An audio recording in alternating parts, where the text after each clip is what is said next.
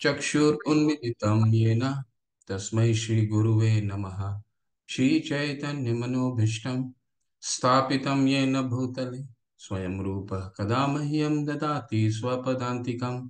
वन्देऽहं श्रीगुरुं श्रीयुतपदकमलं श्रीगुरुं वैष्णवांश्च श्रीरूपं साग्रजातं सहगना रघुनाथान्वितं सजीवं साद्वैतं सावधूतं परिजनसहिता कृष्णचैतन्यदेवं श्रीराधाकृष्णपादान् सहगना ललिता श्रीविशाखान्वितांश्च नमो विष्णुपादाय कृष्णपृष्ठाय भूतले श्रीमते भक्तिवेदान्तस्वामीति नामिने।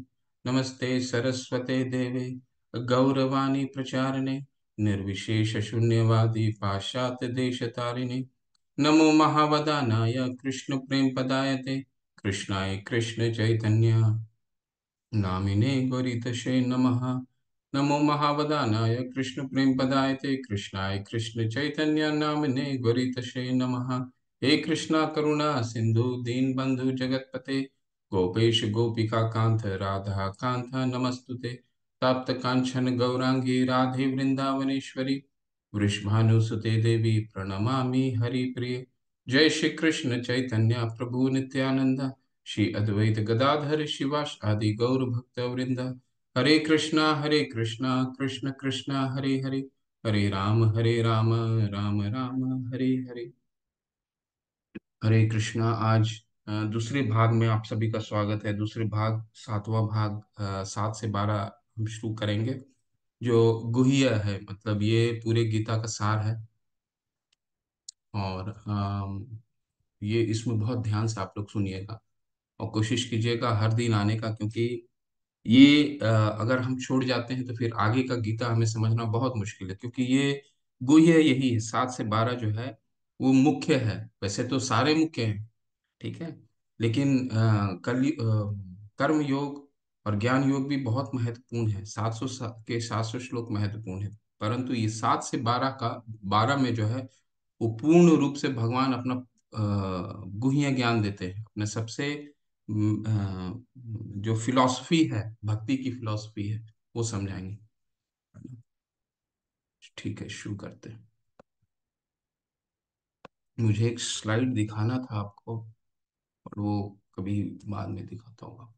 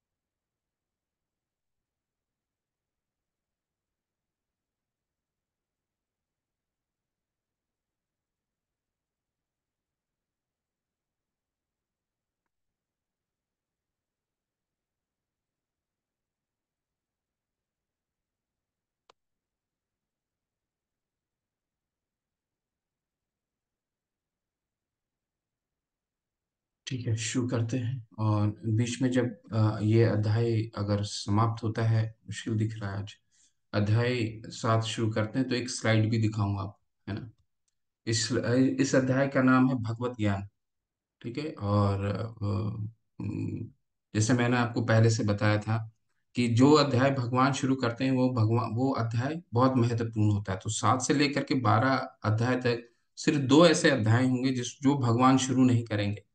नहीं तो सारे अध्याय जो है सब भगवान बिना प्रश्न उत्तर के शुरू करते हैं। ठीक है, चलिए शुरू करते हैं। श्री भगवान उवाच मय्या सक्तमना पार्थम योगम युञ्जम मदाशय असंशयं समग्रं मां यथा ज्ञास्यसि तत् शृणु। श्री भगवान ने कहा श्री भगवान ने कहा, हे पितापुत्र, आप सुनो कि किस तरह मेरे भावना से पूर्ण होकर और मन को मुझ में आसक्त हो करके योगाभ्यास करते हुए मुझे पूर्णतया संशयित रहित जान सकते हो। तत्शृणु। कल के अध्याय में हमने क्या अध्ययन करा? कल के अध्याय में हमने अध्ययन करा, भगवान कल के अध्याय के अंत में क्या बताते हैं? अध्याय में बताते हैं कि ये सारे जो हमने जितने भी योग हैं, उस सभी योगों का परम उद्देश्य क्या है? भगवान की भक्ति। और सब में श्रेष्ठ क्या है? योगी नाम अपि सर्वेशाम यत मदगतेर अंतरात्मना। सभी योगियों में सर्वश्रेष्ठ है वो योगी होता है जो मदगतेर अंतरात्मा, मेरे बारे में निरंतर चिंतन करता है। भजते माँ मदगतेर अंतर आत्मना, और जो मुझे सदैव भजता है, सदैव मेरा सेवा करता है, वो सभी योगियों में सर्वश्रेष्ठ है। ठीक है। अब ये योगियों के बारे में ही, जो भगवान की जो सर्वश्रेष्ठ योगी हैं, उनके बारे में भगवान ये चर्चा करेंगे सातवें अध्याय में। सातवां अध्याय बहुत महत्वपूर्ण है। इसको भगवान अभी इसका इंपॉर्टेंस कैसे आ रहा है? इसका इंपॉर्टेंस आ रहा है तत्शिणु। तत्शिणु जो शब्द है, तत्शिणु, तत्शिणु का मतलब होता है अब मुझसे सुनो। भगवान ने पूरे गीता में सुनने के बल पे बहुत सुनने पर बहुत बल दिया है। ठीक है, बोलने पर बल नहीं दिया है, सुनने पे बल दिया है। 18वें अध्याय में भगवान बताएंगे। आप लोग सब लोग वीडियो ऑफ करके रखें प्लीज। सुनने के में बहुत बल दिया है, इसीलिए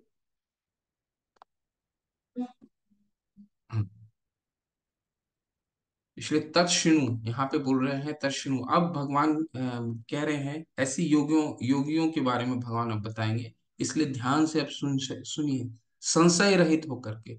संशय रहित तो छठे अध्याय के अंत में भगवान का हो ही गया वो, है ना? तो संशय रहित होकर के सुनिए। ये अध्याय बहुत महत्वपूर्ण है। ये अध्याय में क्या आने वाला है वो मैं बता देता हूँ। ये अध्याय में भगवान अपनी शक्तियों के बारे में चर्चा करेंगे कि भगवान ये भौतिक जगत कैसे चलता है, ये आध्यात्मिक जगत क्या है और कैसे चलता है, भगवान इसको किस तरह एडमिनिस्ट्रेट करते हैं, वो बताएंगे। शक्तियों के बारे में बताएंगे। हम भगवान की शक्तियों को कैसे जान सकते हैं? मुझ जैसा बद जीव जो भौतिक जगत में इतना फंसा हुआ है, वो भगवान की शक्तियों को कैसे पहचानेंगे? ठीक है ना? इसके बारे में बताएंगे भगवान। फिर आ, उन भक्तों के बारे में बताएंगे जो भगवान जिनको खुले हाथ से अपने पास जो उनके शरण ग्रहण करते हैं। और उनके बारे में जो भगवान बताएंगे जो भगवान के कभी शरण ग्रहण नहीं करते हैं, चाहे वो कितना भी प्रयास कर लें। तो कुछ बहुत ही इन सब चीजों के बारे में आज हम पढ़ने वाले हैं। शक्ति के बारे में, भक्तों के बारे में। ठीक है। ज्ञान ते अहम ज्ञान ते अहम सर्वविज्ञानम इदम वक्ष्यामि अशेषतः यत् ज्ञात्वा नेह यत् ज्ञात्वा न इह भूय अन्यत् ज्ञातमं अविशिष्यते। अब मैं तुमसे पूर्ण रूप से वैवाहारिक और दिव्य ज्ञान कहूंगा। वैवाहारिक और दिव्य ज्ञान, इसे जान लेने पर तुम्हें जानने के लिए और कुछ भी शेष नहीं रहेगा। तो कंप्लीट नॉलेज दे रहे हैं भगवान, क्योंकि भगवान क्या है? पूर्ण है। भगवान क्या है? पूर्ण है। और भगवान, जैसे मैंने आपको दूसरे अध्याय में बताया था, भगवान किसको कहा जाता है? भगवान का परिभाषा क्या है? भगवान का परिभाषा है वो जो भग धातु से बना है और छह ऐश्वर्यों से ऐश्वर्य उनमें असीमित मात्रा में पाई जाती है। ज्ञान, धन, बल, सौंदर्य, ठीक है, आ, ऐश्वर्य और वैराग्य।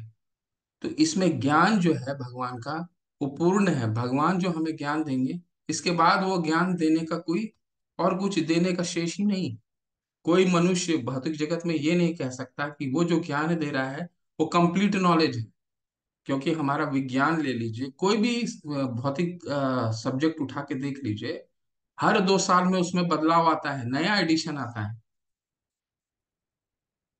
ठीक है, नए एडिशंस आते हैं। ठीक है, विज्ञान हो गया, कोई भी विज्ञान ले लीजिए, कोई नई किताब हो गया, एक नया लेखक आता है, वो नए तरीके से बताता है। ठीक है, नई खोज होती है। ठीक है, आज पता चला पृथ्वी चंद्रमा में पानी है, कल कुछ और पहाड़ माना पता चलेगा, कल और खोज निकलेगा तो ऑक्सीजन पता चलेगा। तो ये तो जैसे जैसे खोज होते जाएगा वैसे पता चलेगा, परंतु भगवान का ज्ञान पूर्ण है। तो भगवान जब बताएंगे तो फिर और जानने के लिए हमें बचेगा नहीं। तो ये 700 श्लोकों में भगवान ने सारा ज्ञान बता दिया है। हमारे जीवन में जितनी समस्याएं हैं, उन सब समस्याओं का हल है इन 700 श्लोकों में।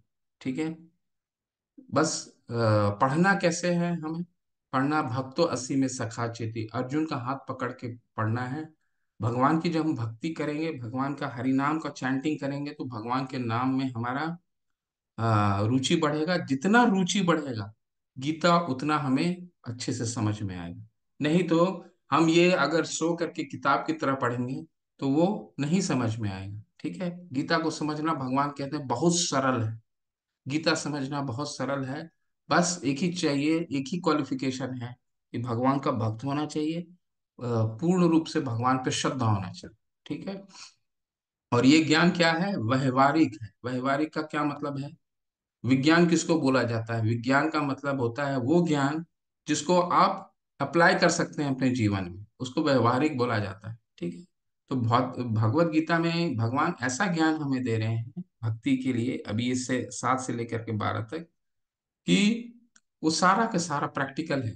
हम अपने जीवन में उसको उतार सकते हैं, उसको जीवन अपना अम, शास्त्रों के अनुकूल बना सकते हैं। ठीक है, मनुष्यानाम, बहुत सुंदर श्लोक है इसमें। श्लोक बहुत सब सुंदर है, लेकिन अगर एक एक पढ़ने लगेंगे तो हमारे पास समय नहीं बचेगा। मनुष्यानाम सहस्रेषु कश्चिद् यतति सिद्धये, यततामपि सिद्धानाम कश्चिन्माम वेत्ति तत्वतः। कई हजार मनुष्यों में से कोई एक सिद्धि के लिए प्रयत्नशील होता है, और इस तरह सिद्धि प्राप्त करने वालों में से बिरला ही कोई मुझे वास्तव में जान पाता है। भगवान स्वयं कह दे रहे हैं कि कई लोग गीता पढ़ने के लिए आकर्षित तो होंगे, ज्वाइन तो करेंगे, बस उसमें से कुछ ही लोग उसको अंत तक लेकर के जाएंगे। ठीक है, वो हमारा खुद का, आप खुद भी देख सकते हैं कितने लोग ज्वाइन करते हैं और अंत तक कितने लोग बने रहते हैं। भगवान को ये मालूम है। क्यों? क्योंकि भगवान यहाँ स्वयं कह रहे हैं, मनुष्या नाम सहस्त्रेषु, करोड़ों मनुष्यों में से। भगवान ने भगवत गीता का ज्ञान 5117 साल पहले दिया है। किताब की मूल्य है भगवत भगवत गीता यथारूप 300 रुपए। 300 रुपए की मूल्य आज की तारीख में बहुत कम है। कोई भी आप किसी भी अपने बच्चों की किताब खरीदने जाएंगे तो कोई 700 800 1000 रुपए की किताब उससे नीचे नहीं आती। ठीक है, तो भगवान कह रहे हैं मनुष्य नाम, करोड़ों मनुष्य में से शायद ही कोई भगवान को भगवान को जानने का प्रयास करता है, और उसमें से भी बिरला ही भगवान को सिद्धि प्राप्त कर पाता है। जैसे आप भगवत गीता जब लेवल 1 कर रहे होंगे, तो उसमें आपको बहुत अच्छा उदाहरण था, दिया गया था कि पूरा शहर है। एक शहर में, एक मान लीजिए दौड़, क्रॉस कंट्री होता है ना आजकल, बहुत सारी क्रॉस कंट्री, मतलब लोग 5 किलोमीटर 10 किलोमीटर दौड़ का आयोजन किया जाता है। तो मान लीजिए एक दौड़ का आयोजन किया गया, तो पूरा शहर उसमें भाग ले सकता है उस दौड़ने के, क्योंकि दौड़ तो सबको पसंद है, दौड़ तो सारे सकते हैं, सिर्फ दो ही लोग नहीं दौड़ सकते हैं, दो ही प्रकार के लोग, एक जिनको शारीरिक कोई कष्ट है और दूसरा वृद्ध लोग। इसके अलावा सभी लोग जो सक्षम है सभी दौड़ सकते हैं। तो क्या जब दौड़ का एक आयोजन किया जाता है तो सारे लोग दौड़ते हैं क्या? नहीं दौड़ते हैं। जो दौड़ता भी है, मान लीजिए 10 लाख, एक शहर का जनसंख्या 10 लाख है, उसमें मान लीजिए 10,000 दौड़ना भी शुरू करते हैं। ठीक है, उसमें से भी कितने कम लोग उस दौड़ को पूरा कर पाते हैं। ठीक है, बहुत कम लोग। ठीक उसी तरह भगवत गीता, भगवान खुद कह रहे हैं कि मेरा ये ज्ञान को बहुत कम लोग जानने का प्रयास करते हैं, और उसमें से भी बहुत कम लोग अंतिम मेरा सिद्धि तक प्राप्त कर पाता है। बहुत सुंदर श्लोक है ये। तो कलयुग के बारे में भगवान बता दे रहे हैं कि आगे आने वाले समय में बहुत लोग मेरे कम बारे में जानने का प्रयास करेंगे, और ये मात्र इस्कॉन ऐसी संस्था है जो गीता को इससे ज्यादा, आप कोई भी कहीं भी, करीबन 52 करोड़ किताबें बिक चुकी हैं। 52 करोड़ से भी ज्यादा है शायद ये नंबर में, 50 या 52 करोड़ की किताबें बिक चुकी हैं अभी तक। ठीक है, तो अगर कोई भी भगवत गीता किसी के जीवन में, पूरे विश्व में कोई भी किस जीवन में अगर कोई बदलाव लेके आया है, तो वो प्रभुपाद जी की यथारूप गीता है। गीता तो बहुत अवेलेबल है, बहुत है। और परंपरा में लिखी हुई गीता भी अवेलेबल। पहले तो ये कंडीशन है कि बिना परंपरा के, बोनाफाइड परंपरा के, हमें गीता का अध्ययन नहीं करना चाहिए। ठीक है, तो हम मान लीजिए परंपराओं की भी लिखी हुई बहुत सारी गीता अभी भी मार्केट में उपलब्ध है, परंतु उसमें से भी भगवत गीता यथारूप अगर किसी के जीवन में बदलाव लाया है, तो वो संसार में सबसे ज्यादा भगवत गीता यथारूप है, श्रील प्रभुपाद जी का। अगले 2 श्लोकों में भगवान की शक्तियों के बारे में जानेंगे। बहुत ध्यान से सुनिएगा, एक एक चीज बहुत महत्वपूर्ण है। 2 जगत होते हैं, भौतिक जगत जिसमें हम रह रहे हैं, सारा ब्रह्मांड है, जो 14 लोक हैं, ब्रह्मा जी भी जीव तत्व हैं। ठीक है, तो हम आगे देखेंगे कि ब्रह्मा जी की भी मृत्यु होती है। आप ब्रह्म भुवनाथ लोकान, 8वें अध्याय में, आप ब्रह्म भुवनाथ लोकान पुनर्वर्तिनो अर्जुना। भगवान कहते हैं 8वें अध्याय में कि ब्रह्मा जी की भी उम्र है। हो सकता है वो 311 ट्रिलियन ईयर है, परंतु है उम्र जरूर। ठीक है, तो जितने भी जीव तत्व हैं वो भौतिक जगत में रहते हैं, भगवान उनको एक शक्ति से संचालित करते हैं। आध्यात्मिक जगत एक अलग शक्ति से संचालित होता है। ठीक है, अलग शक्ति होती है। तो सबसे पहला ये जो श्लोक है भौतिक जगत के बारे में। ठीक है, भूमिरो अपनुलो वायु खम मन बुद्धि रेव च अहंकार इतीयम में भिन्ना प्रकृति। पृथ्वी, जल, अग्नि, वायु, आकाश, मन, बुद्धि और अहंकार, ये याद कर लीजिए। ये 8 प्रकार के से विभक्त मेरी भिन्ना प्रकृतियां हैं। भिन्ना का मतलब होता है 8। ठीक है, 8 अष्ट। अहंकार इतियम में प्रकृति रिष्टधा, अष्टधा। भिन्ना मतलब अलग अलग। ठीक है, तो ये जो 8 हैं, ये भगवान की, जिसमें से 5 जो हैं, ये 5 हैं पृथ्वी, जल, अग्नि, वायु और आकाश। इनसे पंचभूत बोला जाता है, जिससे हमारा शरीर बना हुआ है। ठीक है, तो आप बोलेंगे कि पृथ्वी कहाँ से बना हुआ है, जल हमारा कहाँ है, अग्नि कहाँ है। तो इसको इस तरह से मान के चलिए कि हमारा शरीर इन 5 तत्वों से बना है। ठीक है, और दूसरा क्या है, मन बुद्धि अहंकार। मन बुद्धि अहंकार मतलब शटल बॉडी, जो हमारा सूक्ष्म शरीर जो है, ये इनसे बना हुआ है। तो ये 8 तरीके के जो है, इसके द्वारा ये पूरी भौतिक जगत संचालित होता है। ये 8 शक्तियां हैं, इसको ध्यान याद रख लीजिए। कौन कौन सा है? पहला है पंचभूत बोला जाता है, पृथ्वी, जल, अग्नि, वायु और आकाश। और 3 सूक्ष्म, सूक्ष्म मतलब जिसको हम देख नहीं पाते, मन, बुद्धि और अहंकार। ये मन कौन सा हो गया? जिसको हम बोलते हैं ना, आज मन अच्छा लग रहा है। ठीक है, जो हमारी चेतना जो विकास करता है। ठीक है, बुद्धि, इसको क्या हम देख पाते हैं? नहीं। अहंकार, अहंकार का क्या मतलब है? फॉल्स ईगो, घमंड, उसको फॉल्स ईगो कहा जाता है। एक छोटा बच्चा, आप बोलेंगे ये क्या एक बच्चे में जन्म से ही होता है? बिल्कुल, ये जन्म से ही होता है। ठीक है, एक छोटा बच्चा, सोचिए, एक माँ की 2 बच्चे होते हैं, एक बच्चा गोद में होता है, एक थोड़ा सा 3-4 साल का बड़ा हो जाता है। लेकिन वो क्या करता है, जो बच्चा थोड़ा सा खुद के पैरों में चलने लग जाता है, वो अपनी माँ को देखता है कि जो गोद में बच्चा है, माँ उसको ज्यादा दुलार कर रही है, क्योंकि वो पूर्ण रूप से माँ पे शरणागत है ना। तो माँ को उसका एक विशेष ध्यान रखना पड़ता है। तो जो 4 साल 5 साल का बच्चा है, वो माँ को देख कर उससे बहुत द्वेष करता है, उस बच्चे से। ठीक है, लेकिन वो कि माँ इसको क्यों ज्यादा लाड कर रही है, ये तो एकदम प्रैक्टिकल है, व्यवहारिक एक्सपीरियंस, सब सब व्यवहारिक रूप से जानते हैं। छोटा सा बच्चा, क्या वो अहंकार जो आता है, वो अहंकार क्या माँ और पिता सिखाते हैं? नहीं। ये अहंकार सूक्ष्म शरीर होता है। ये हमारा शरीर तीन तत्व से बना हुआ है। एक जो ग्रॉस बॉडी है, जो हम अभी आपके सामने आपको दिख रहा है, ये पांच, इसको स्थूल बोला जाता है, स्थूल शरीर। ये पांच तत्वों से बना हुआ है। हमारी जो हड्डी है, चमड़े, ये पृथ्वी, जल, अग्नि, वायु और आकाश। इसके अंदर जब होता है, जो हमारा सूक्ष्म होता है, जब एक व्यक्ति अपना शरीर त्यागता है, तो इसका जो स्थूल बॉडी है, स्थूल, वो जड़ हो जाता है। लेकिन जो सूक्ष्म है, जो प्रेत आत्मा वगैरह होते हैं, उनके पास स्थूल बॉडी नहीं होती है, सूक्ष्म होती है। तो सूक्ष्म में क्या होता है? ये मन बुद्धि अहंकार होता है। ये मन बुद्धि अहंकार अगले शरीर में भी जाता है, ट्रांसफर होता है। ठीक है।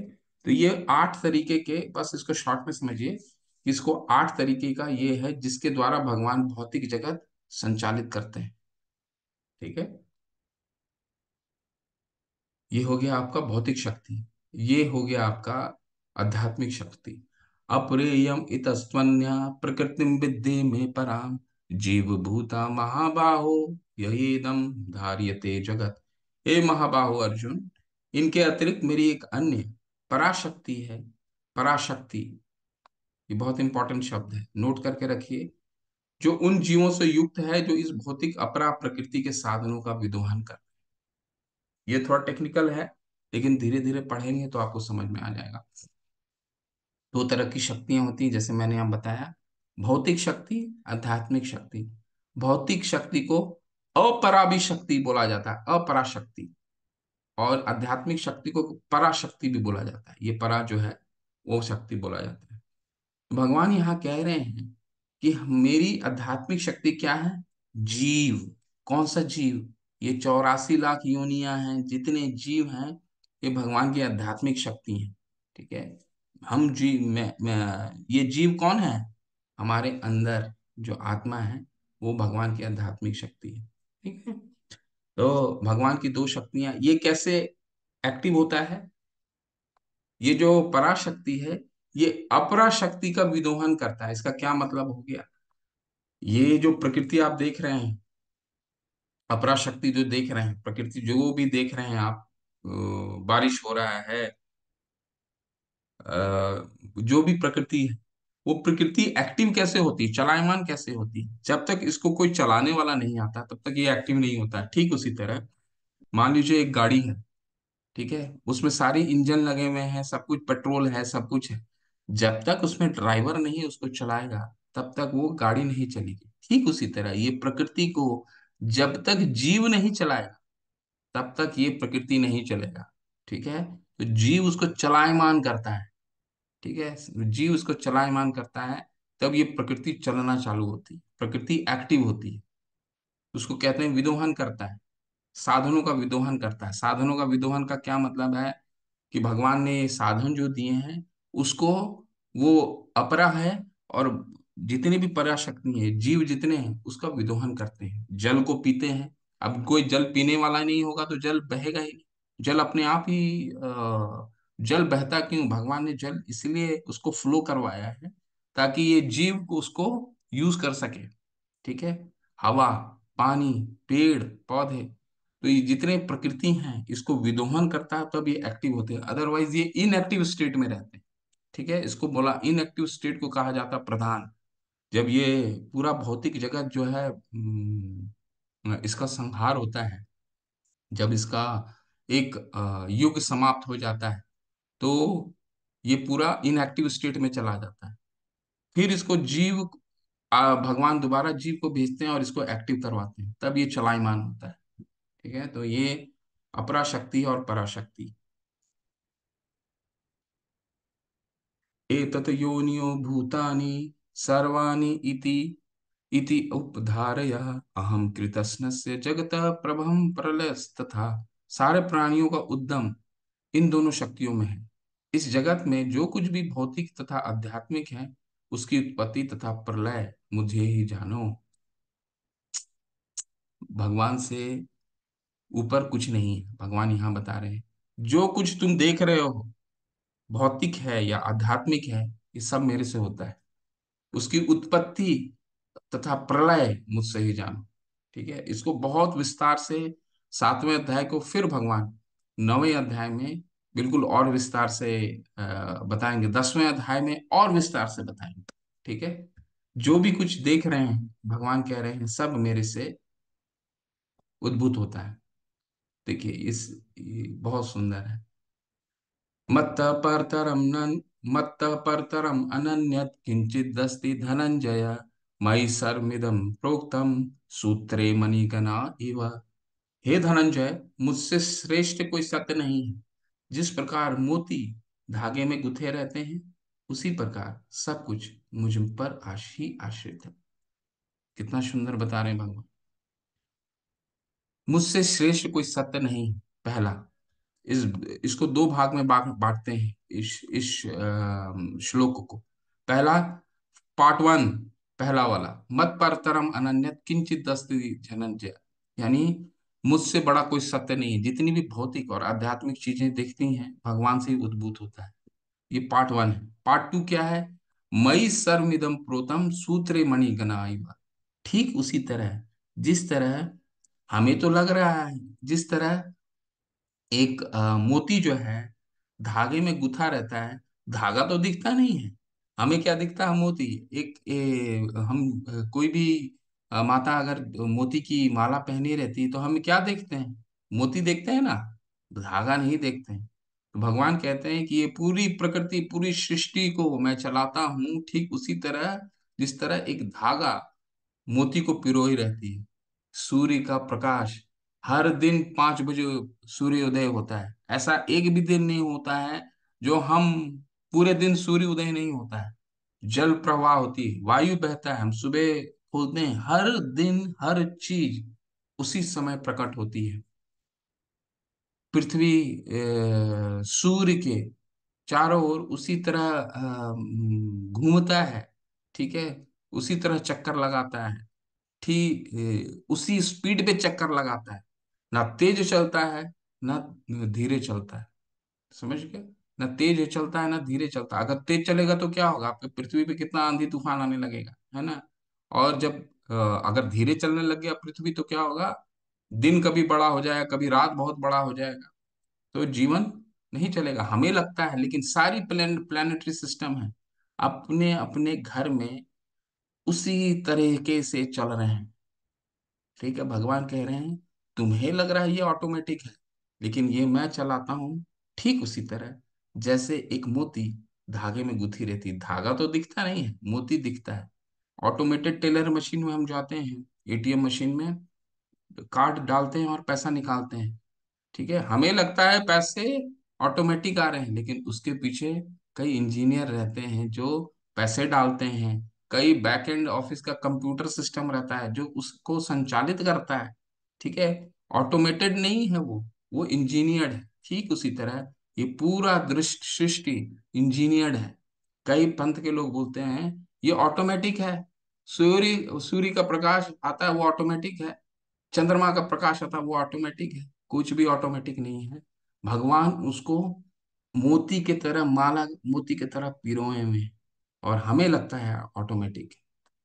ठीक है, इस तरह संचालित कर रहे हैं भगवान। कितना सुंदर आया अभी, बताइए। ठीक है, अभी तक हमने क्या पढ़ा? दो शक्तियों के बारे में पढ़ा। अपरा शक्ति कौन सी शक्ति है? भौतिक शक्ति है। ठीक है, वो कौन कौन है? भूमि रो अपन लो वायु मन बुद्धि रे वच, यानी भूमि पृथ्वी पंचभूत जो हमारा ग्रॉस बॉडी बना है। फिर स्थूल मन बुद्धि अहंकार, ये भौतिक शक्ति। और आध्यात्मिक शक्ति क्या है? जीव आत्मा, ये सब ये आध्यात्मिक शक्ति है। ठीक है, फिर भगवान कह रहे हैं कि मत्त मत्त पर परतरम अनन्यत किंचित दस्ति धनंजय। ये सारा जो जगत है ये मुझसे ही उद्भूत मेरे से परम सत्य और कुछ नहीं है। और ये सारा दृश्य जगत एक मोती के समान है जिसको मैंने धागे के रूप में पिरोया हुआ है। अब भगवान की शक्ति के बारे में सुनिए। रसो अहम अपसु कौन्तेय प्रभा अस्मि शशि सूर्यो प्रणवः सर्ववेदेषु शब्द खे पुरुषम नृषु। बहुत सुंदर श्लोक, बहुत सुंदर। शक्ति, हमारी आदत होती है ना कि हम बोलते हैं, जैसी भगवान के बारे में सुनते हैं, हमारा हम लोग क्या कहते हैं, कहाँ है भगवान, दिखाओ जरा। कई लोग बोलते हैं ना, भगवान कहाँ है, तुम भगवान भगवान बोलो, कहाँ है भगवान। बता रहे हैं हमें कि अगर मुझे देखना है शुरू के दिनों में, क्योंकि एक बार भक्त बन जाता है, भक्त तो भगवान को हर जगह देखता है, ठीक है। लेकिन छठे अध्याय में भी हमने पढ़ा था ना, भगवान क्या कहते हैं, वो एक भक्त मुझे हर जगह देखता है, हर वस्तु में मुझको देखता है, मुझे कभी नहीं वो भूलता है, मैं उनको कभी नहीं भूलता हूँ, ऐसा छठे अध्याय में हमने पढ़ा। लेकिन जो शुरू में, मुझ जैसा व्यक्ति जो शुरू में भक्ति शुरू कर रहा है, अगर वो भगवान को देखना चाहे तो कैसे देख सकता है? तो उनकी शक्तियों के द्वारा। कैसे? रसो अहम अपसु कौन्तेय प्रभास्मि शशिसूर्यो प्रणवः सर्ववेदेषु शब्द है पुरुषम निरुषु। हे कुंती पुत्र, मैं जल का स्वाद हूँ, सूर्य और चंद्रमा का प्रकाश हूँ, वैदिक मंत्रों में ओंकार हूँ, आकाश में ध्वनि हूँ तथा मनुष्यों में सामर्थ्य हूँ। जल का स्वाद हूँ। तो जल एक ऐसी पेय है, एक ऐसी पीने की चीज है कि वो सिर्फ जल ही, बस विज्ञान कहता है क्या, कि जल जो है वो टेस्टलेस है, ओडरलेस है, ठीक है, उसमें कोई स्वाद ही नहीं है। विज्ञान तो ये कहता है ना, टेस्टलेस है। लेकिन आप देखिए, जल जो है, जल का जो स्वाद है वो सिर्फ जल ही दे सकता है, और उसके जगह आप कोई भी चीज पी लीजिए, वो तृप्ति नहीं मिल सकती। तृप्ति सिर्फ जल देता है। गर्मी से आई किसी भी समय आपको जल जो तृप्ति दे सकता है। आप क्या, हम लोग बिना पानी के रह सकते हैं? आप कुछ भी पी लीजिए, परंतु जल के बिना नहीं दे सकते। लेकिन वो जो तृप्ति है वो क्या है? भगवान। भगवान कह रहे हैं कि मुझे अगर तुम देखना चाहते हो तो भगवान, मैं स्वाद हूँ, सूर्य और चंद्रमा का प्रकाश हूँ, ठीक है। वैदिक मंत्रों में ओंकार हूँ। ओंकार जो है, ओम जो हम बोलते हैं, वो क्या है? भगवान है। लेकिन वो भगवान की शक्ति है। ओम का मतलब भगवान नहीं होता है। ठीक उसी तरह जैसे आप कोई गाड़ी चलाते हैं, टाटा है, टाटा की गाड़ी चलती है ना, टाटा की गाड़ी में क्या लगा रहता है? एम्बलम लगा रहता है ना, टी। ठीक है, तो टी से क्या मतलब होता है? टाटा की गाड़ी। परंतु टी का ये मतलब है कि, टी का मतलब ये नहीं होता कि टाटा कंपनी ही टी है, नहीं। वो टाटा कंपनी का लोगो है, ठीक है। वो टाटा कंपनी को, वो टाटा के बारे में वो ये बताता है कि जो वस्तु है वो टाटा की। ठीक उसी तरह ओमकार जो है भगवान का लोगो है। वो भगवान को, भगवान की शक्तियों को उजागर करता है। आकाश में ध्वनि हूँ, मनुष्यों में सामर्थ्य हूँ। कोई, हम लोग बोलते हैं ना कि किसी किसी व्यक्ति में विशेष टैलेंट है, भगवान कहते हैं वो टैलेंट मैं हूँ, ठीक है।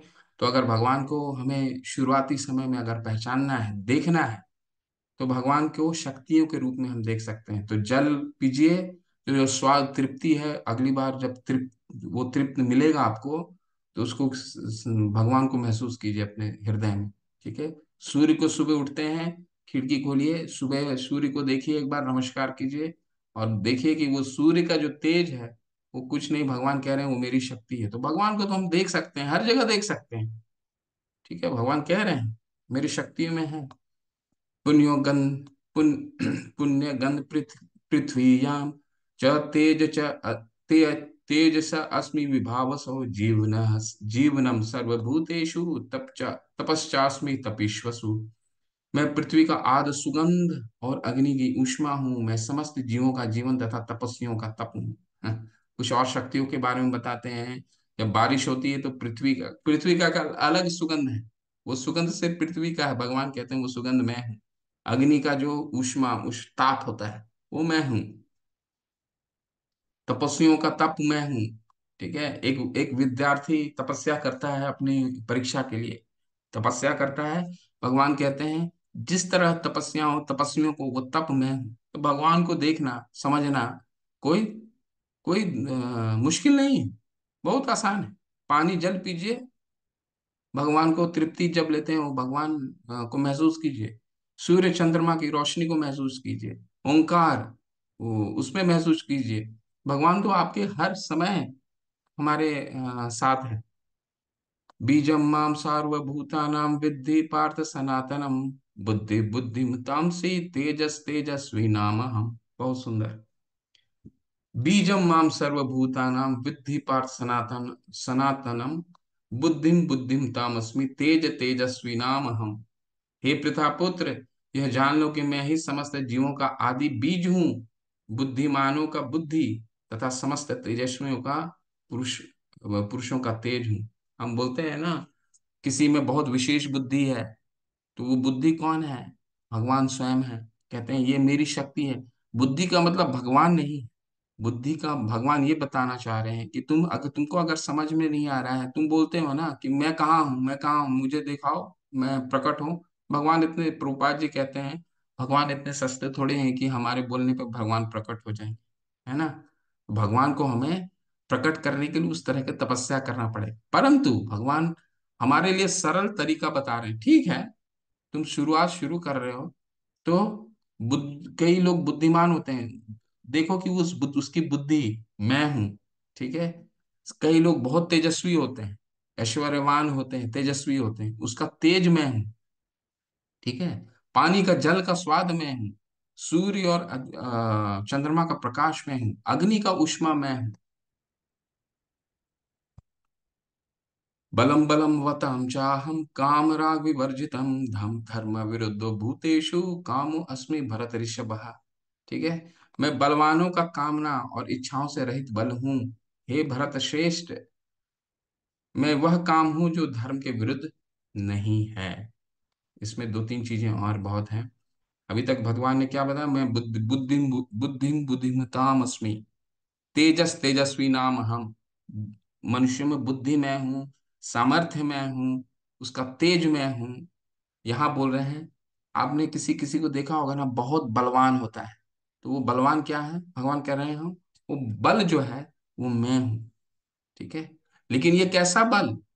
ये वैसा बल जो कामनाओं से रहित है। कोई गलत तरीके से किसी को बल का दुरुपयोग कर रहा है, अपने बल का, भगवान कह रहे हैं वो नहीं। वो बल जो इच्छाओं से रहित है, ठीक है, जो धर्म के पक्ष में कार्य कर रहा है, ठीक है। अब जैसे कई हमारे सैनिक हैं, वो क्या है, धर्म के साथ काम करते हैं। भगवान कह रहे हैं ये जो बल है ये मैं हूं। लेकिन कोई बहुत बलशाली हो जाता है, शक्तिशाली हो जाता है, वो अपने बल का दुरुपयोग कर रहा है, भगवान वो नहीं है।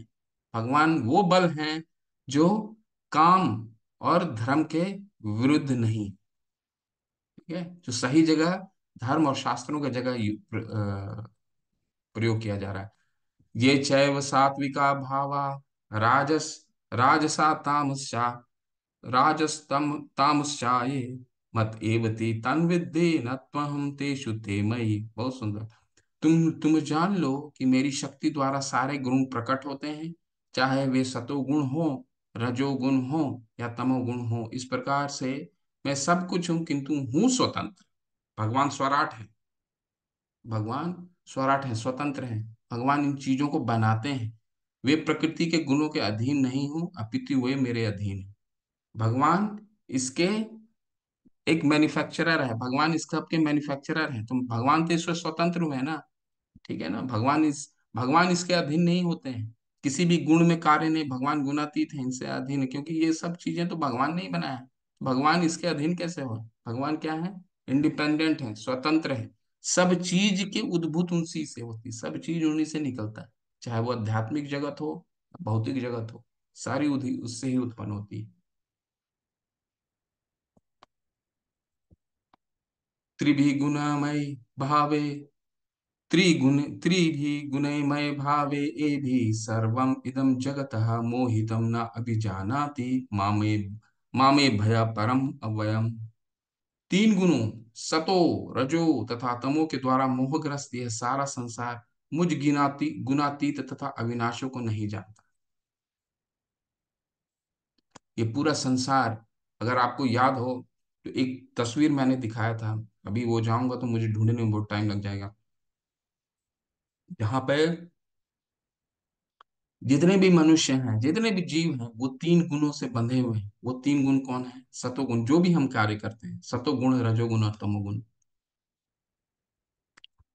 ये सारा संसार उससे ही, सारा उसमें ही बंधा हुआ है। सारी उसी के द्वारा संचालित होता है, उन गुणों के द्वारा ही संचालित होता है। भगवान कह रहे हैं कि कोई भी इससे परे नहीं है, सिर्फ मैं इससे परे हूं। लेकिन इससे परे होने का उपाय भी भगवान बता रहे हैं। कैसे? दैवी ही ऐसी गुणमयी मम माया दुरतया माम एव ये प्रपद्यन्ते। मेरे साथ ये उच्चारण कीजिएगा। माम एव ये प्रपद्यन्ते माया में ताम तरंति ते। इस श्लोक में भगवान हमें इन तीन गुणों से पार करने की विधि बता रहे हैं। कैसे पार कर सकते हैं? वैसे इसका और विस्तार से 14वें अध्याय में पढ़ेंगे, परंतु यहां समझना बहुत जरूरी है। दैवी ही ऐसी गुणमयी, दैवी ही ऐसी गुणमयी मम माया दुरत्तया, मम माया दुरत्तया माम एव ये प्रपद्यन्ते, माम एव ये प्रपद्यन्ते मायामितां तरन्ति ते, मायामितां तरन्ति ते। बहुत सुंदर है ये श्लोक भी। प्रकृति के तीन गुणों वाली इस मेरी देवी शक्ति को पार कर पाना कठिन है, किंतु जो मेरे शरणागत हो जाते हैं वे सरलता से इसे पार कर जाते हैं। ये देवी शक्ति कौन है? ये तीन गुणों, ये भौतिक जगत की अधिष्ठाता देवी हैं, इनके एडमिनिस्ट्रेटर हैं दुर्गा देवी। ये पूरे जगत को चलाने वाली वही है। उनको स्पेशल पावर दे रखा है भगवान ने एडमिनिस्ट्रेशन करने के लिए, कि जाओ इसको एडमिनिस्ट्रेशन करो। ठीक है। लेकिन दुर्गा माँ तो हमेशा हमें त्रिशूल दिखाते रहती हैं, तीन ताप देते रहती हैं। वो बाद में हम पढ़ेंगे, तीन ताप देती हैं। ये जो त्रिशूल है, तीन डंडी आप त्रिशूल में देखते हैं, ये त्रय ताप हमें, त्रिताप को बताता है, तीन तापों को बताता है। ठीक है। वो तीन ताप क्या है बताऊंगा आपको, परंतु इसको पार कर पाना बहुत कठिन है।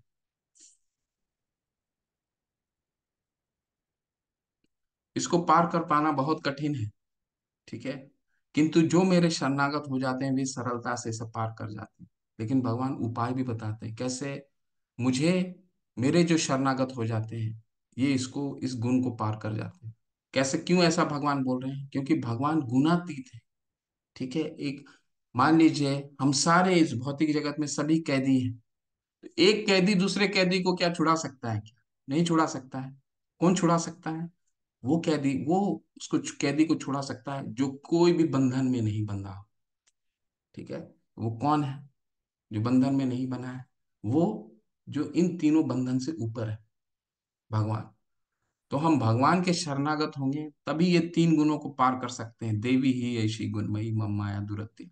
नहीं तो पार करना बहुत मुश्किल है। फिर वही इस भौतिक जगत में फंसे रहेंगे। पुनरपि जननम पुनरपि मरणम पुनरपि जननी जठरे शयनम। किसी ना किसी रूप में दोबारा आते रहेंगे। कभी पशु बन के, कभी कीड़े बन करके, कभी पेड़ बन कर, कभी मनुष्य बन करके। मनुष्य बहुत बहुत 84 लाख योनि के बाद मिला है। इसलिए अर्जुन ने दूसरे अध्याय के 7वें श्लोक में क्या बोला? कार्पण्य दोषो उपहत स्वभाव। कृपण दुर्बलता, कृपण मीन्स हम बहुत कंजूस हैं। अर्जुन बोलते हैं ना, मैं हम बहुत कंजूस हैं। क्यों? क्योंकि हमें शरीर को उपयोग करना नहीं आता। ठीक है। इतना अच्छा शरीर भगवान ने दिया है जिसमें हमारी कॉन्शियसनेस, वो ये जो चेतना है, क्या पशु में ये चेतना आ सकता है? क्या नहीं आ सकता है? पेड़ में ये चेतना आ सकता है? नहीं आ सकता है। तो इस चेतना का हम सदुपयोग नहीं करते, इसलिए अर्जुन ने स्वयं बोला कृपण दुर्बलता, यानी शॉर्ट साइटेडनेस। हम ये भौतिक, ये शरीर की खुशी के लिए सारा जीवन निकाल देते हैं।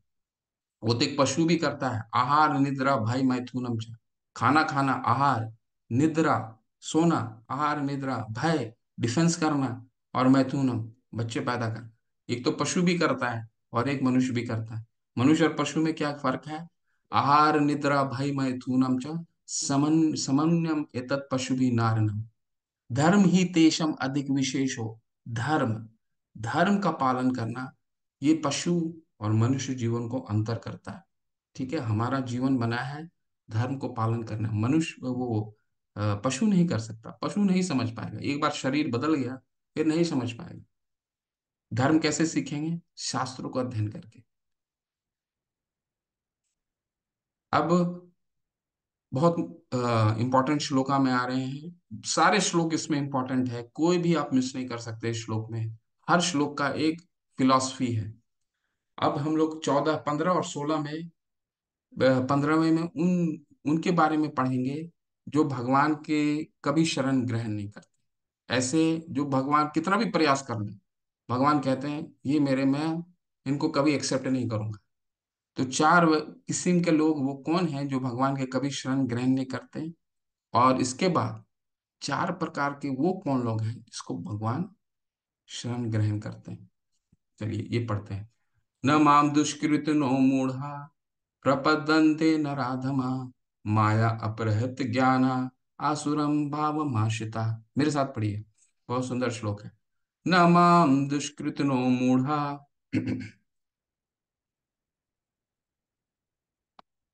अपने जहां भी हैं म्यूट कीजिए और उसको लाउडली पढ़िए, बहुत अच्छा से पढ़िए। न माम दुष्कृत नो मूढ़ा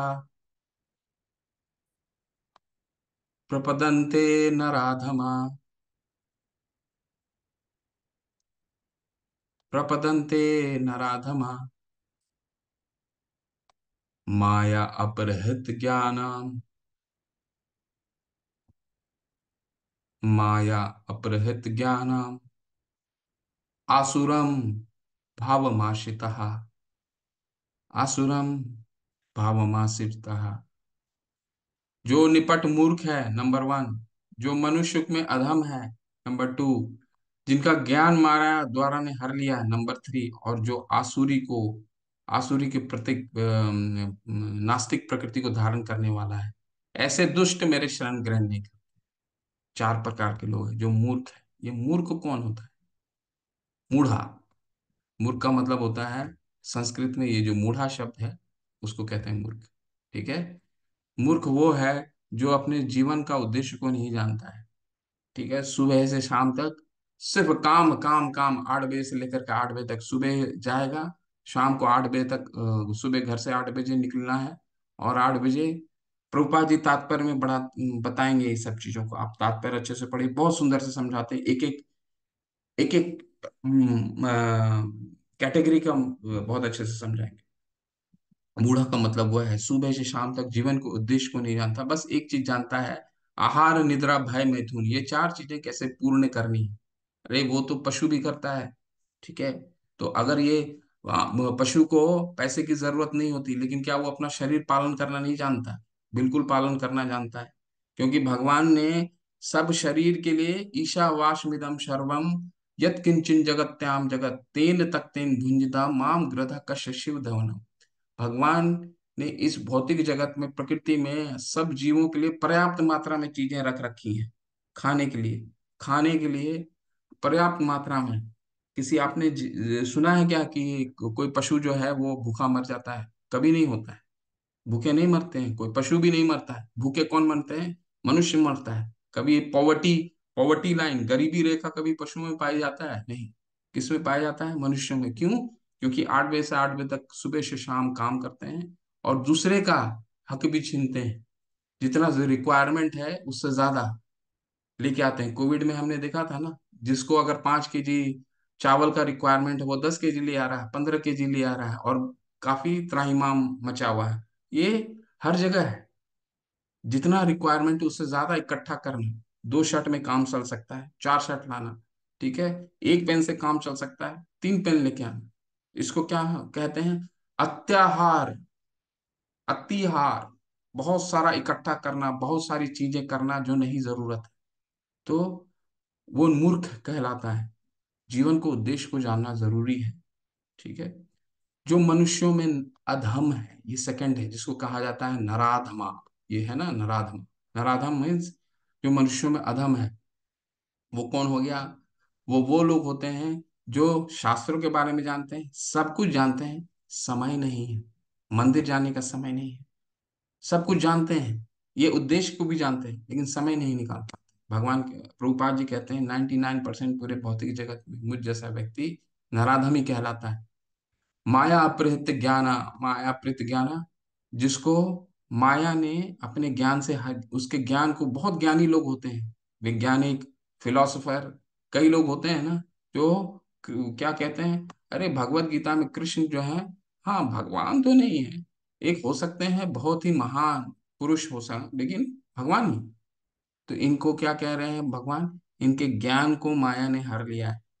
ये मायाप्रत बहुत ज्ञानी लोग भी होते हैं, सारा ज्ञान है, परंतु भगवान को, कृष्ण को भगवान नहीं मानते। ये हो गए मायाप्रत ज्ञान। और चौथा कैटेगरी है आसुरम, नास्तिक। ठीक है। पूरा विश्व में आज की तारीख में बहुत सारा देश आसुर है, मतलब नास्तिक, भगवान के अस्तित्व को नकारता है। माया परिज्ञाना में भगवान के अस्तित्व को नहीं नकारता है, कृष्ण को नकारता है कि कृष्ण सर्वश्रेष्ठ भगवान है, उसको नकारता है। आसुर क्या है? नास्तिक। तो ये चार कैटेगरी के लोग भगवान के शरण ग्रहण नहीं करते। चार कैटेगरी के लोग जो भगवान के शरण ग्रहण करते हैं वो कौन है? चतुर्विधा भजन्ते माम जना सुकृतो अर्जुन, आर्तो जिज्ञासु अर्थार्थी, ज्ञानी च भरत ऋषभ। हे भरत श्रेष्ठ, चार प्रकार के पुण्य आत्मा मेरी सेवा करते हैं, वो हैं आर्त, जिज्ञासु, अर्थार्थी तथा ज्ञानी। ये चार प्रकार के लोग हैं जो भगवान की शरण ग्रहण करते हैं। ये कौन कौन हुए? आर्त मतलब जिसको कुछ भगवान का भक्ति करता है, लेकिन भगवान के इसके बदले में भगवान से कुछ चाहिए। ठीक है। भगवान से क्या चाहिए? भगवान की भक्ति करता है लेकिन बहुत पीड़ा में है, बहुत तकलीफ में है। द्रौपदी भगवान की बहुत बड़ी भक्त थी, लेकिन भगवान को पुकारती है, क्यों? क्योंकि पीड़ा में थी, भगवान से कुछ चाहिए। भगवान का अगर पूर्ण रूप से शरणागत भक्त होता है तो भगवान से कुछ नहीं चाहिए होता है। क्यों? क्योंकि उसको मालूम है भगवान कहीं ना कहीं उसको अ, उसकी सुरक्षा करेंगे। परंतु ये चार कैटेगरी के लोग, ये अभी भक्त के लेवल से नीचे हैं, पर इनको भगवान एक्सेप्ट करते हैं। तो आर्त कौन हो गया? आर्त में उदाहरण के रूप में आप समझ सकते हैं द्रौपदी हो गई। ठीक है। फिर गजानन हाथी हो गए। गजानन हाथी स्वर्ग के हाथी थे, भगवान के बहुत बड़े भक्त थे। इनको मगरमच्छ ने इनका पैर को पकड़ लिया था, तो इसको, इससे बचने के लिए उन्होंने भगवान को पुकारा था, तो उन्होंने फिर मगरमच्छ से उसे छुटकारा दिलाया था। द्रौपदी हो गई, इनको तकलीफ था तो भगवान को इन्होंने लगाया था। कोई गलत नहीं है, भगवान की भक्ति है, लेकिन उनको चाहिए क्योंकि तकलीफ है। जिज्ञासु, जिज्ञासु वो है, वो कुछ जानना चाहते हैं भगवान के बारे में। ठीक है। अरे 18 डेज कोर्स हो रहा है, कुछ चलो देखते हैं क्या होने वाला है, भगवान कौन है पता तो चलेगा। कुछ इंटरेस्ट है जानने के लिए, जिज्ञासु है, एंडवर है, कुछ जानना चाहते हैं भगवान के बारे में, इच्छा है।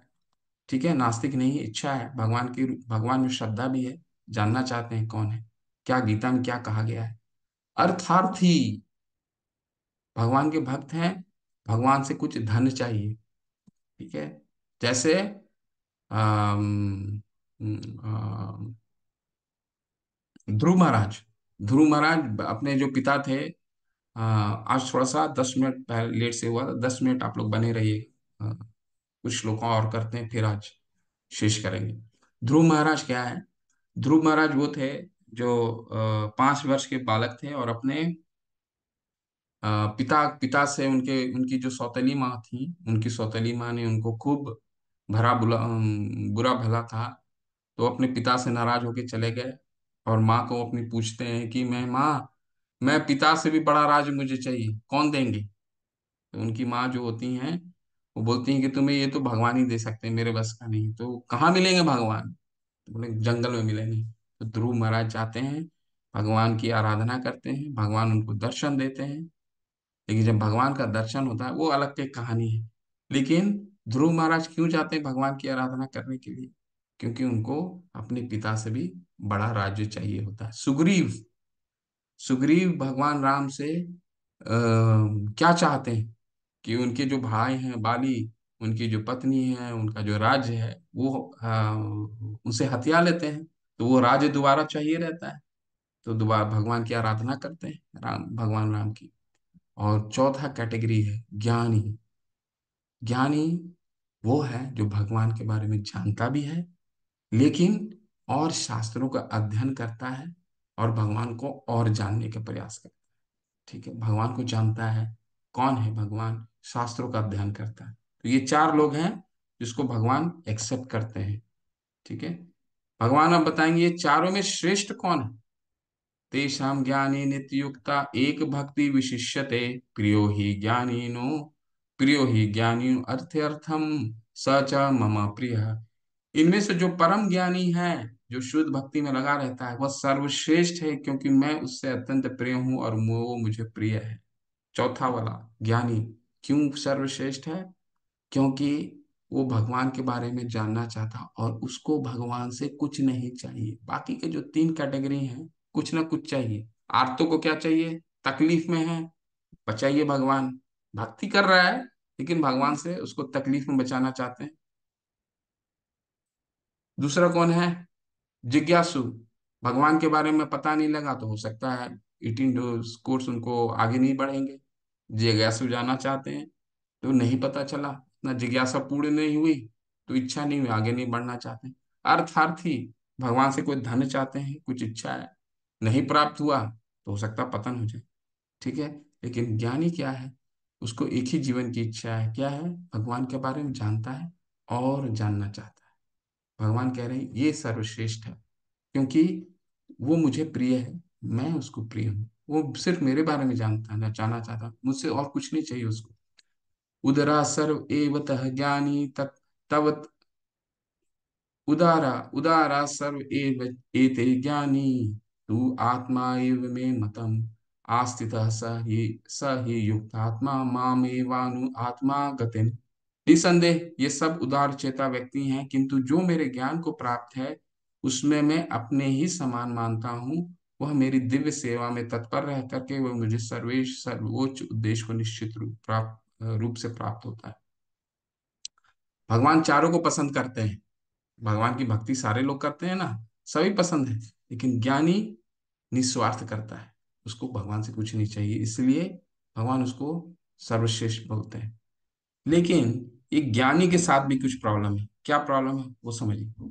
बहुनाम जन्मनामन्ते ज्ञानवान मा प्रपद्यते वासुदेव सर्वमिति स महात्मा सुदुर्लभ।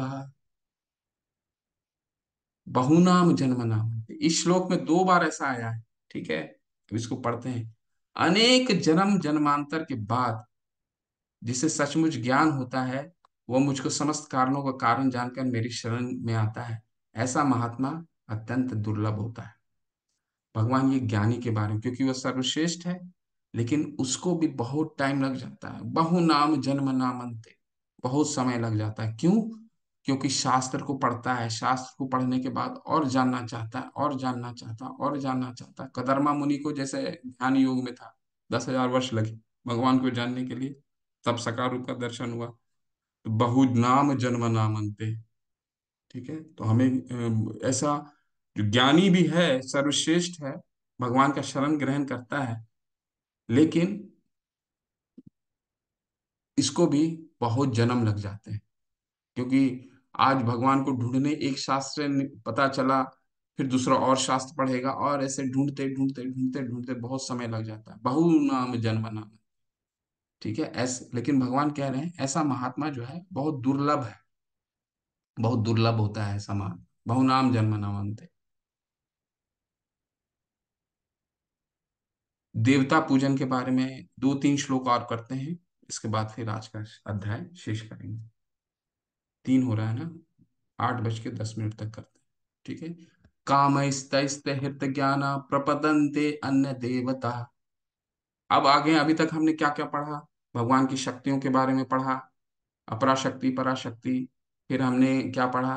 फिर हमने पढ़ा कि ऐसे मनुष्य में बहुत कम मनुष्य भगवान की आराधना करना चाहते हैं। मनुष्यानाम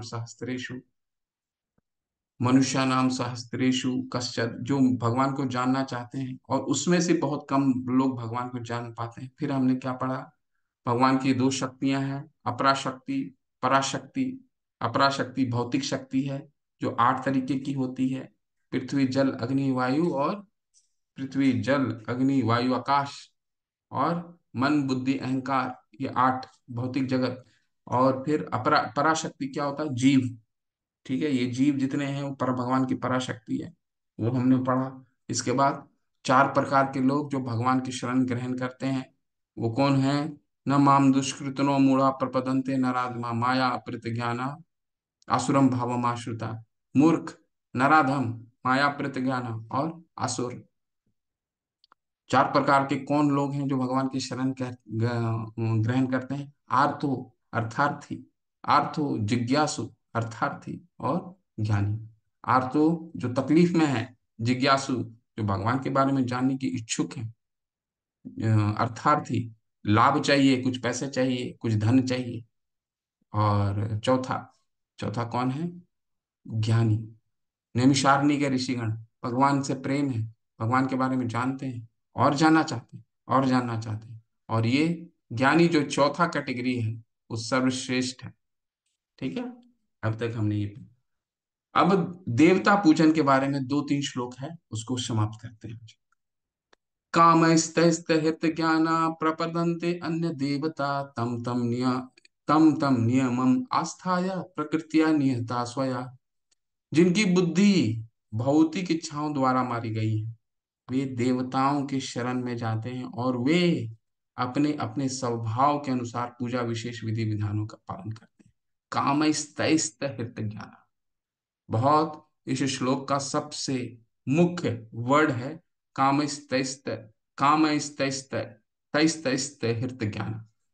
जो किसी भौतिक इच्छा के कारण कुछ चाहिए, आज भगवान देव, आज ये दे दो भगवान, ये दे दो, मेरे बच्चे को एग्जाम में ऐसा करा देना, मेरे ऑफिस में ऐसा करा देना, मेरे परिवार में ये हो जाए, मेरे परिवार में ये हो जाए, ये आज देवता के पास जा रहे हैं, ये देवता के पास जा रहे हैं। काम स्तय हृत ज्ञान, भगवान इसको इनकरेज नहीं कहते। क्यों, क्योंकि ये अवधि पूर्वकम है। 9वां अध्याय में हम पता चलेगा, अवधि पूर्वकम है क्यों है, इसमें भी हम विस्तार से देखेंगे। बहुत इंटरेस्टिंग है, इसलिए आप लोग बने रहिए कि क्यों भगवान देवता पूजन को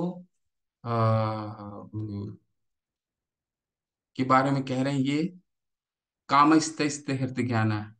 यो यो यो याम याम तनु भक्तम श्रद्धा अर्चितुम इच्छति तस्य तस्यम चलम श्रद्धा माँ में विद्या धमी अहम। मैं प्रत्येक जीव के हृदय में परमात्मा स्वरूप स्थित हूँ। जैसे ही कोई किसी देवता की पूजा करने की इच्छा करता है, मैं उसकी श्रद्धा को स्थिर करता हूँ, जिसमें वह उसी विशेष देवता की भक्ति कर सके। भगवान कह रहे हैं कि किसी देवता पूजन के लिए भी, अगर देवता, किसी एक विशेष देवता को पूजा करने की हमारी रुचि बहुत है, उस देवता की पूजा करनी है, भगवान कह रहे हैं वो, क्योंकि मैं तुम्हारे हृदय में परमात्मा रूप में स्थित हूँ, तो तुम्हारी सारी इच्छाओं को जान जाता हूँ। तो वो जो इच्छा तुमको प्रबल होती है कि ये देवता को पूजा करना है, वो इच्छा भी मैं ही प्रकट करता हूँ, तुम्हारे अपने आप नहीं आता है। क्योंकि मुझे पता चल जाता है मैं परमात्मा में तुम्हारा अस्तित्व हूँ, और तुम्हारा सबसे बड़ा हितैषी हूँ। तुमको जो चाहिए वो मैं देता हूँ। भगवान से जो चाहिए वो देते हैं। भगवान किसी चीज के लिए मना नहीं करते। देवता के को श्रद्धा है, ठीक है, तुम इनकी पूजा करो। इनकी पूजा करना चाहते हो, ठीक है, करो। मैं तो तुमको बता दिया, इनको पूजने से तुम अवधि पूर्वकम है, इनडायरेक्टली मुझ तक आता, करो। सतया श्रद्धया युक्तस्य आराधनम आराधनम इहते आराधनम मिहिते लभते च ततम कामान माया ए विहितान इहतान। ऐसी श्रद्धा से समन्वित यह देवता विशेष की पूजा करने का यत्न करता है और अपनी इच्छा को पूर्ति करता है, किंतु वास्तविकता तो यह है, ये सारे लाभ मेरे द्वारा प्रदत्त हैं। भगवान कह रहे हैं देवता जो तुम्हें फल देते हैं खुश होकर के, उसकी अथॉरिटी तो मैं ही देता हूँ। ठीक है, ये वही बात हो गई कि हम सारे प्रधानमंत्री को जानते नहीं हैं और सारे मिनिस्टरों के पास जा रहे हैं कि मेरा भलाई कर दीजिए, मेरा भला कर दीजिए, मेरा भला कर दीजिए। लेकिन हमें ये ज्ञात होना चाहिए कि जितने भी मंत्री हैं उसको अधिकार कौन देता है, उनको पावर कौन देता है, उनको पैसे कौन देता है? सबसे मुखिया प्रधानमंत्री देते हैं। तो भगवान कह रहे हैं अगर तुम इनके पास जाओगे तो इनको भी अथॉरिटी मैं देता हूं, ये मेरे द्वारा ही पद्धत है। ये अंतिम है,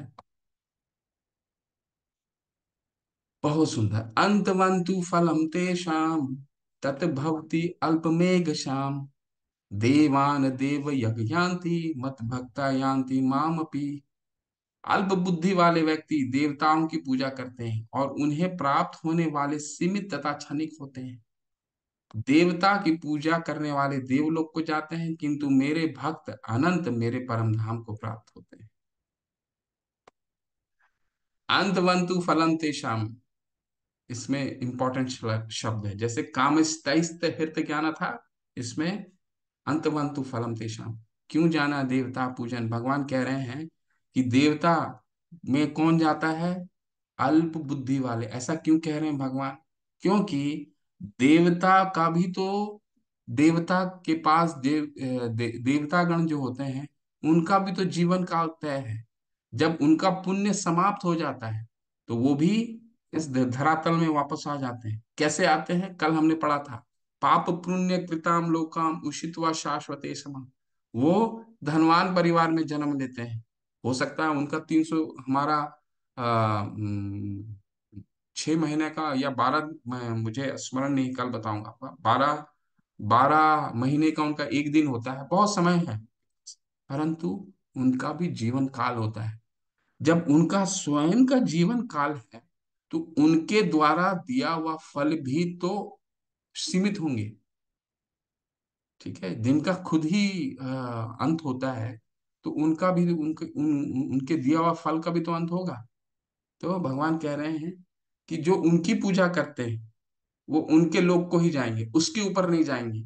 गीता हमें सिर्फ ये शास्त्र है, गीता ही एक ऐसा शास्त्र है जो हमें ये बताता है कि इस भौतिक जगत से हमारी तो ज्ञान सिर्फ स्वर्गलोक तक ही थी।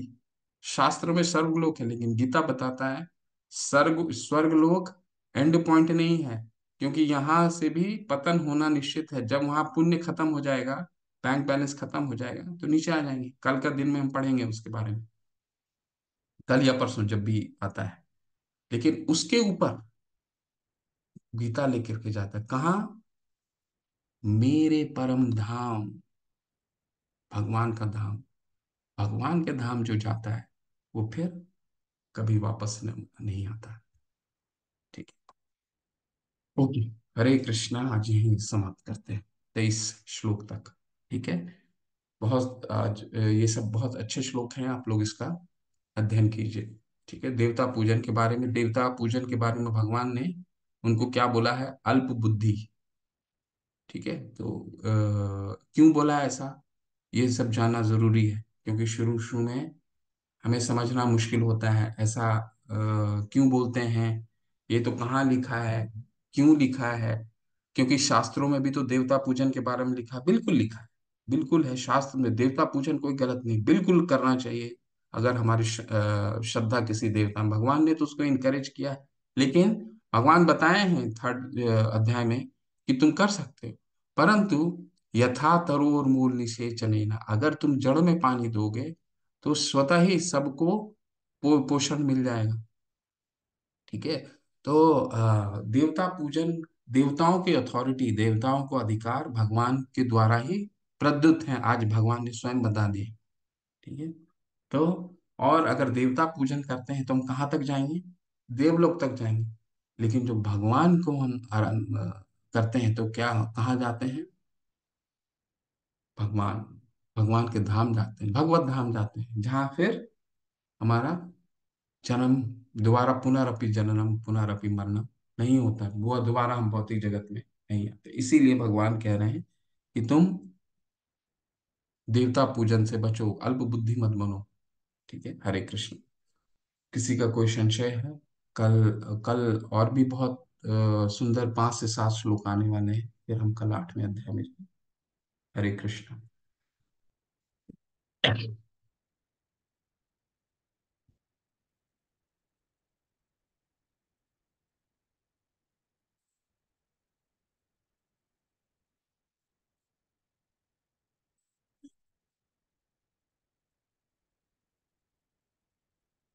किसी का कोई प्रश्न है?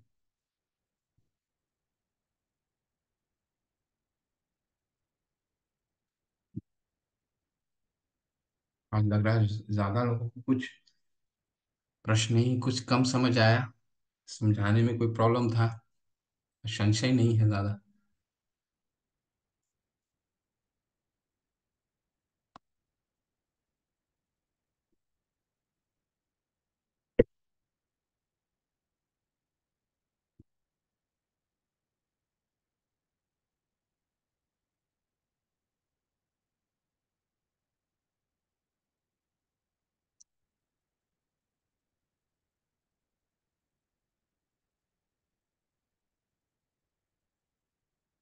किसी को कोई संशय नहीं है, फिर आज चलें।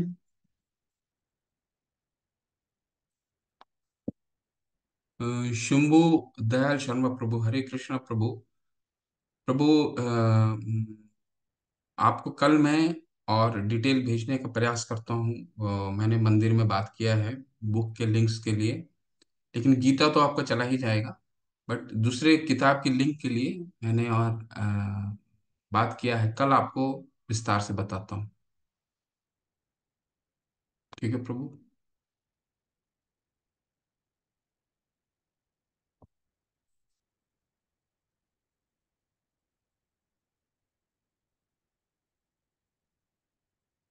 ठीक है, फिर किसी का कोई प्रश्न नहीं है तो चलते हैं फिर हम लोग। वाञ्छाः कल्पतरुभ्यश्च कृपा सिन्धुभ्येव च पतितानां पावनेभ्यो वैष्णवेभ्यो नमो नमः। अनंत कोटि वैष्णव वृंद की जय। शील प्रभुपाद की जय। नमाचार्य हरिदास ठाकुर की जय। हरे कृष्ण आप सभी को।